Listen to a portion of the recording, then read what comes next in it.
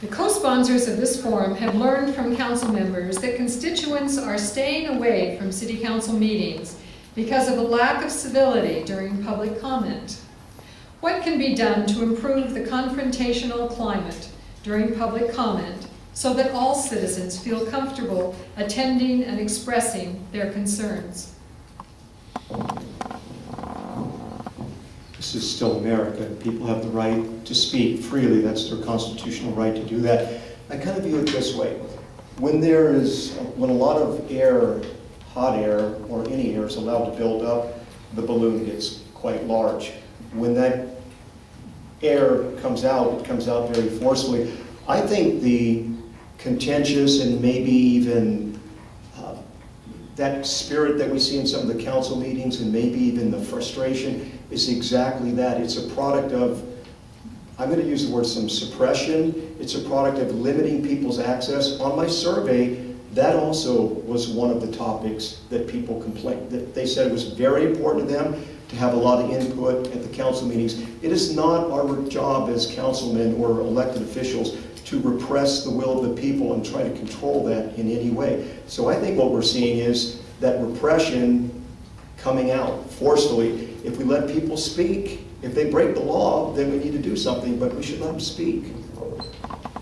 Mr. Gardner. I think the issue is not whether people have a right to speak. Absolutely they do. The issue is how people speak. And I really believe it's kind of a two-way street. Some of the people who come regularly to address the council don't feel that they are respected by the council. They don't feel that the council listens to what they say. And partly out of frustration and partly out of an attempt to make their point in a different way maybe, some have gotten rather aggressive and negative in their comments. And I think this is something we can all work on. And particularly as citizens, as an elected official, it's harder for me to do, but you as citizens, if you know any people who make a negative kind of a comment, if you were to suggest to them, make your point in a slightly less negative way, it will begin to help. But it really is on all of us, and we all need to work on it, and I will do that. Mr. Podgorski?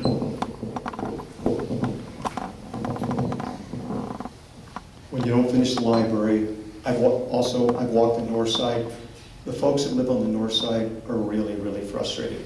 They've got a golf course that's just sitting there, blighted, they say.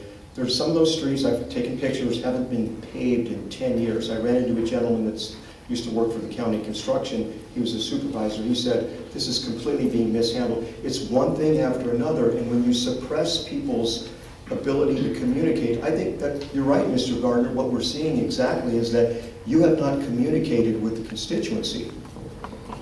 Thank you.